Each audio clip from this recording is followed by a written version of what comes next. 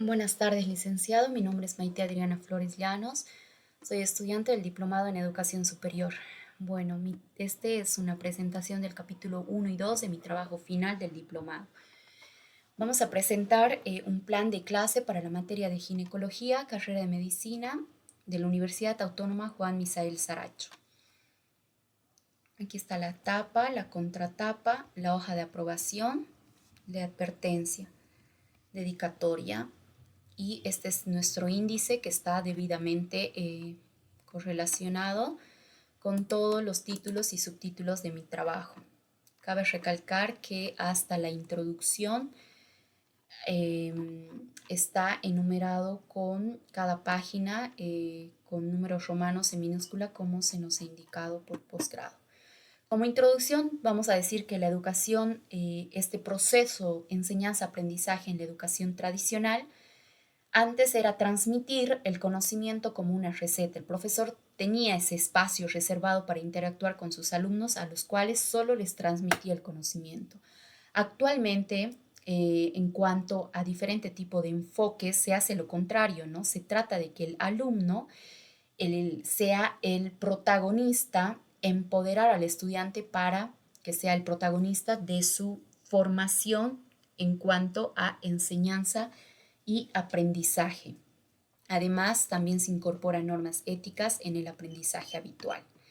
Desarrollando uno, como un resumen del capítulo 1, tenemos la fundamentación del enfoque pedagógico, la unidad de la enseñanza-aprendizaje. Diferente tipo de autores consideran que el aprendizaje es ese proceso de apropiación de la experiencia histórico-social.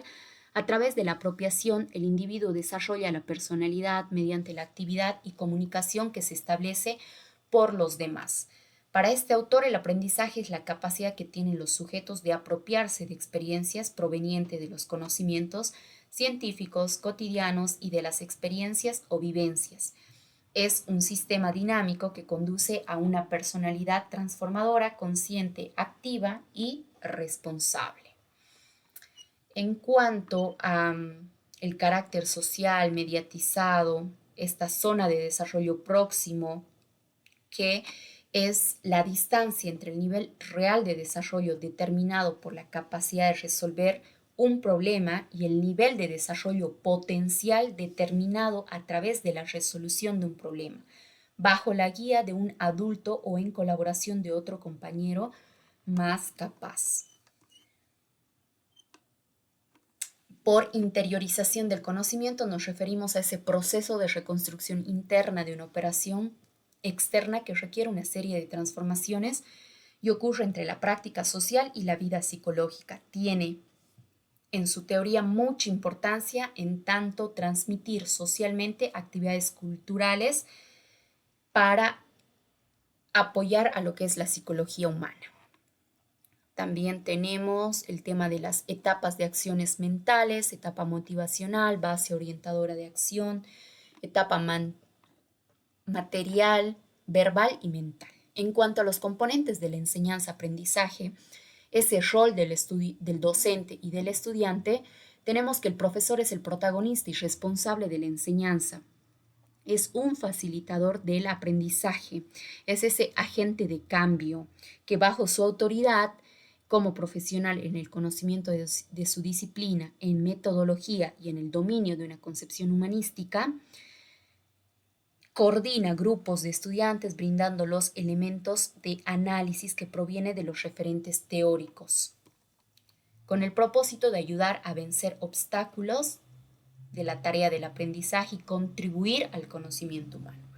En cuanto al rol del estudiante, los estudiantes es el protagonista y responsable de su aprendizaje.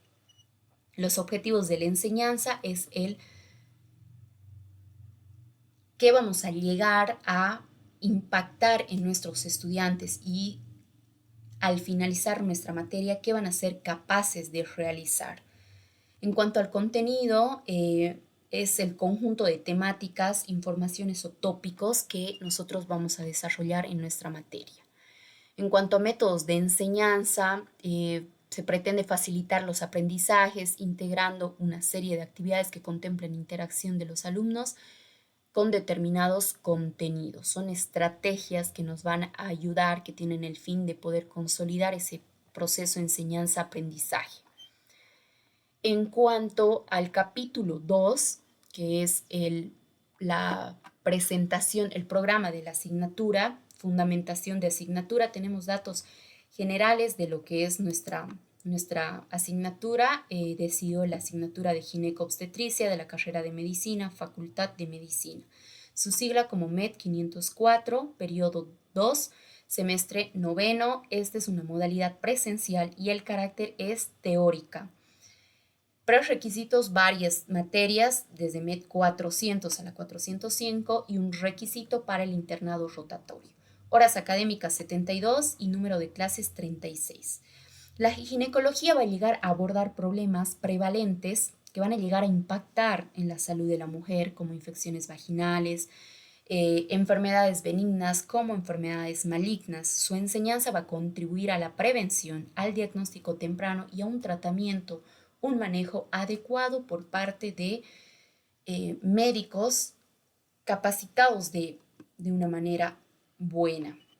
En cuanto a carga horaria, la asignatura de ginecología es una materia anual que va a iniciar el avance el 17 de enero y concluye el 21 de noviembre.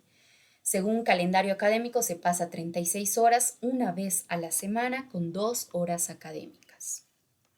Aquí tenemos un cronograma de GAM que en cuanto a carga horaria la he dividido entre las 26 unidades temáticas llevadas durante todo el año, entre los meses de febrero a noviembre, y las fechas se decidió que se va a pasar los días martes, y ahí hice la organización del tema de